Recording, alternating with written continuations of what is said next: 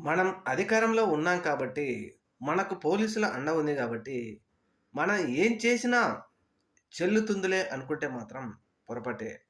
అది ఏ పార్టీ అయినా, ఏ నాయకులైనా సరే, అందరికీ వర్తిస్తుంది. అన్ని పార్టీల వాళ్ళకి. ఎందుకంటే, ఒక చంద్రబాబు నాయుడు గారికి, నారా లోకేష్ గారికి, పవన్ కళ్యాణ్ గారికి, జగన్మోహన్ రెడ్డికే కాదు ఎవరైనా సరే. ఎందుకంటే, ఈరోజు అధికారంలో ఉన్నాం కదా అని తెలుగుదేశం పార్టీ, వైఎస్‌సీపీ అధినేత, మాజీ ముఖ్యమంత్రి జగన్మోహన్ రెడ్డి గారు తన కార్యకర్త, సర్పంచ్, మాజీ సర్పంచ్ అయినటువంటి, ఉప సర్పంచ్ అయినటువంటి నాగమల్లేశ్వరరావు కుటుంబాన్ని పరామర్శించడం కోసం సత్తెనపల్లి, రెంటపల్లి గ్రామానికి వెళ్తాము అంటే, జగన్మోహన్ రెడ్డి గారు వెళ్తే లక్షలాది మంది ప్రజలు వస్తా ఉన్నారు.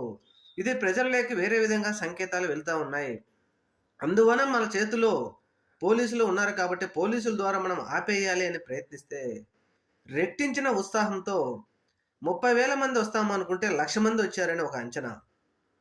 పోలీసులు 2,000 మంది పోలీసులను పెట్టినా, 30 చెక్ పోస్టులు సత్తెనపల్లి చుట్టూ పెట్టినా, డీఎస్పీలు, ఎస్పీలు, సీఐలు, ఎస్ఐలు ఎంతమంది ఉన్నా సరే, ప్రజలు మాత్రం స్వచ్ఛందంగా జగన్మోహన్ రెడ్డి గారికి మద్దతొచ్చారు. ఇప్పుడైనా ఆలోచన చేయాలి. అధికారం ఉంది కదా అని ఎవరినైనా మనం అణిచివేస్తామనుకుంటే మాత్రం పొరపాటే. జగన్మోహన్ రెడ్డి గారు పోలీసులను ముందు పెట్టి ఈరోజు ఆయన ఘన విజయం సాధించాడు. నిన్న రెంటపల్ల పర్యటన సందర్భంగా.